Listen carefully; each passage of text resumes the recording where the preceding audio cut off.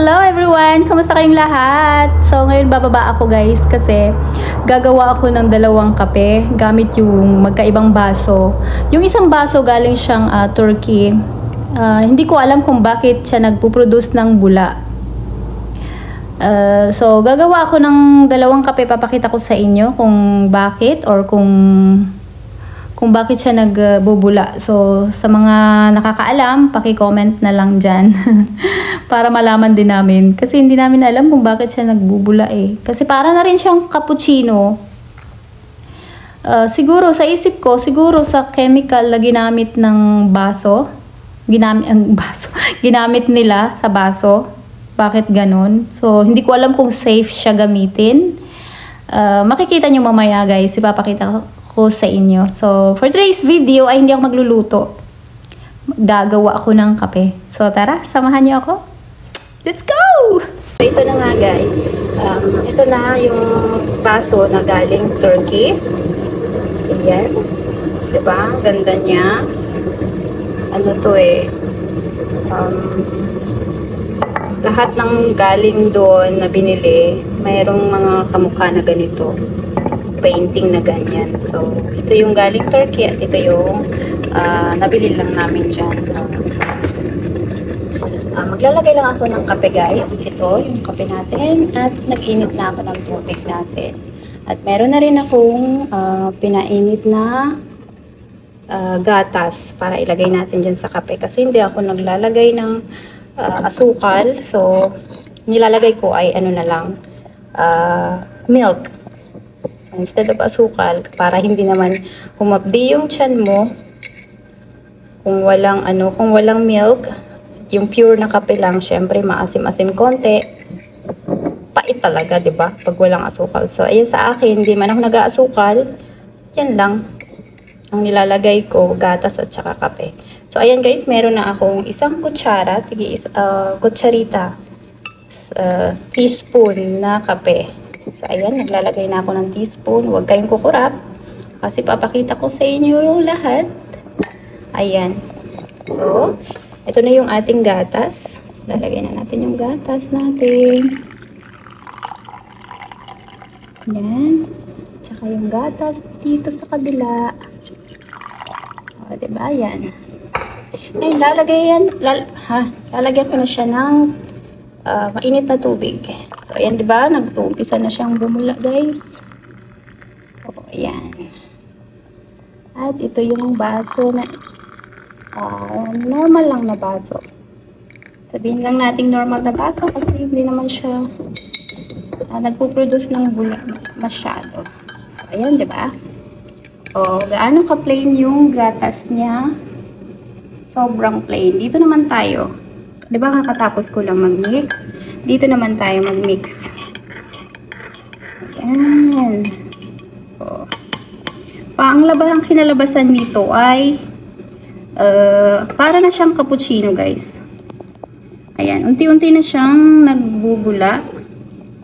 Hintayin lang natin. Kasi yung bula niya ay lalong dumadami. Diba? Maliban dito sa kabila. O, gaano ka-normal yung kanyang kape kesa dito sa kabila. Hindi lang yan ngayon guys nangyari, kundi simula nung binili na tong basong to, nagpo-produce po talaga siya ng bula guys. Mga ilang minuto pa yan, ayan, mapupuno na yan ng bula. Hindi namin alam kung bakit. Para na siyang cappuccino. So, kung gusto niyang magkape, o kung gusto niyang magkape ng maraming bula, aba, itong baso ang gagamitin niya. O, diba? Gaano ka normal? Hindi ko alam kung bakit. O, ayan na siya, guys. Nagbubula na siya. Maya-maya, mapupuno na yan ng bula, guys. So, hintayin lang natin kung ilang minuto dadami yung bula. Diba? Walang kukurap. Wala pa akong nidagdag dyan. Saktong-sakto lang yan.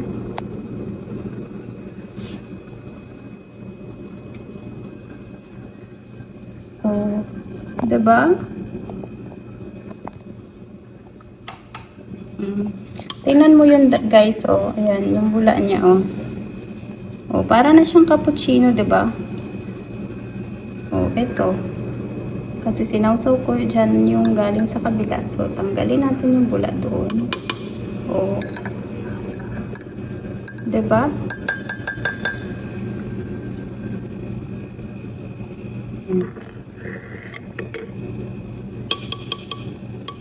Diba guys? Para na talaga siyang cappuccino.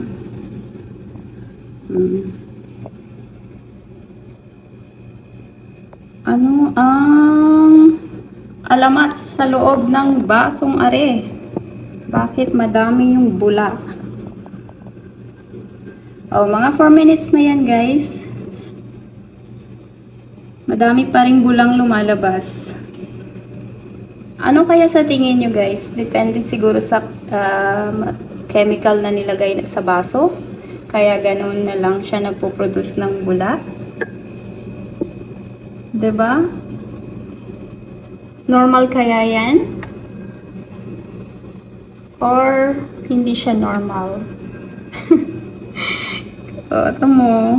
Ayan, malapit na siyang malapit na siyang ma-occupy lahat ng yung mga walang bula. Maya-maya talaga guys, magkuklose lahat yan. Puro bula na yan. Kung makapaghintay pa kayo. Wala lang. Trip ko lang siya ipakita sa inyo para ma-amaze din naman kayo. At mga magko-comment dyan kung ano yung difference or kung bakit ganyan siya. Nagbibigay ng madaming bula. Comment down below para malaman din namin kung ano yung dahilan.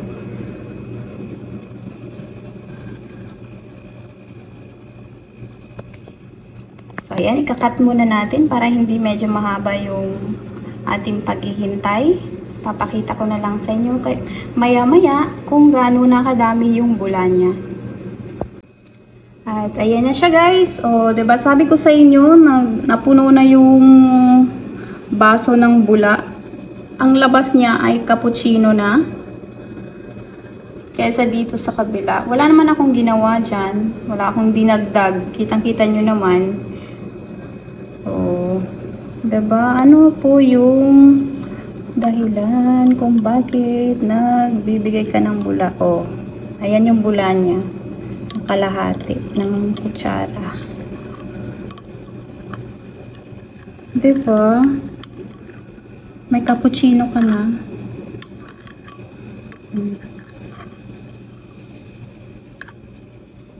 Sige na guys. That will be all. Thank you for watching everyone. See you next time for my upcoming video. Bye-bye. Have a good day or have a blessed day. God is great. Yahoo!